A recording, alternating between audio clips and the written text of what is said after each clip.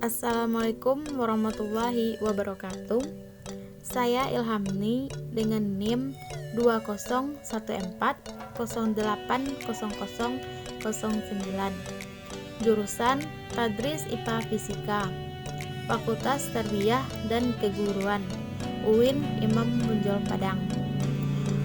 Video ini bertujuan untuk memenuhi tugas ujian akhir semester mata kuliah Biologi Umum dengan dosen pengampu Ibu Dr. Milyasari, SPD, MSI.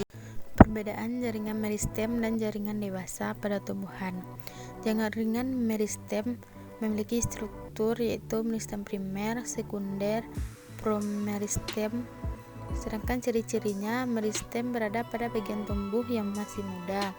Jaringan meristem tersusun dari sel-sel muda yang berbentuk sama, kecil dan bulat. Selnya memiliki sitoplasma sedikit dan padat. Sedangkan fungsinya yaitu berfungsi dalam pertumbuhan tanaman seperti akar, batang, dan daun.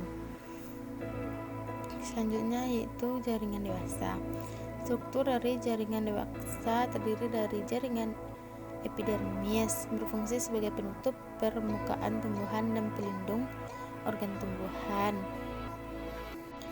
B. Jaringan parenkim, jaringan dasar yang ditemukan pada hampir semua organ tumbuhan.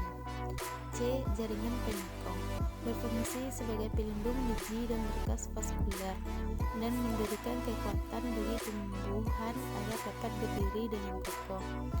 D. Jaringan gabus, berfungsi untuk melindungi jaringan lain agar tidak kehilangan banyak air. C. Nutrisi dan akibat kekurangannya pada tumbuhan.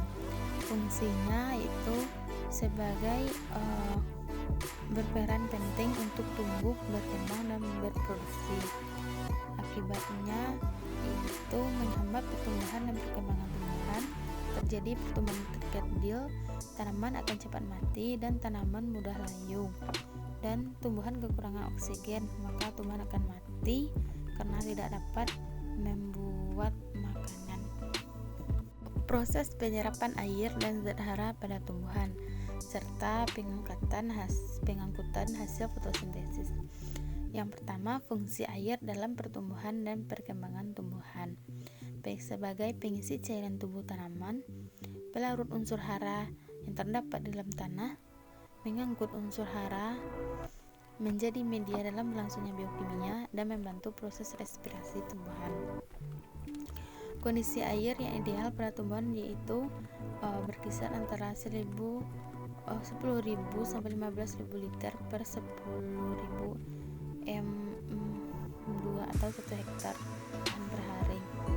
Sedangkan proses pengangkutan air dan mineral dari akar ke daun.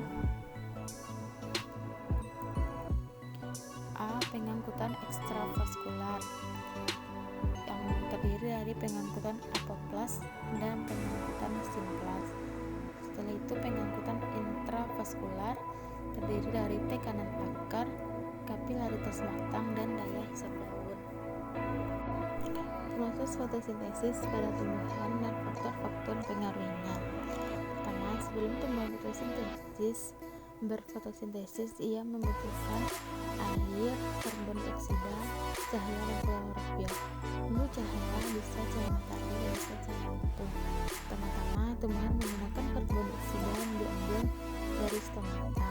Pada daun udara bebas dan air yang diambil melalui akar. Lalu cahaya matahari akan diambil dan dijadikan bentuk energi oleh klorofil.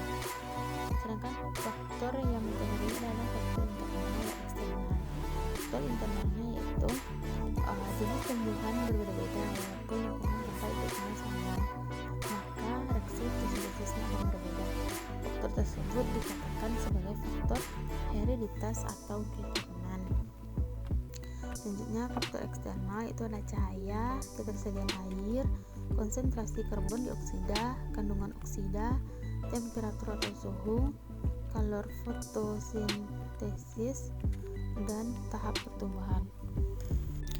Cara reproduksi pada tumbuhan dan hikmahnya. Cara reproduksi itu ada vegetatif dan generatif. Vegetatif adalah sering terjadi pada tumbuhan, tidak melibatkan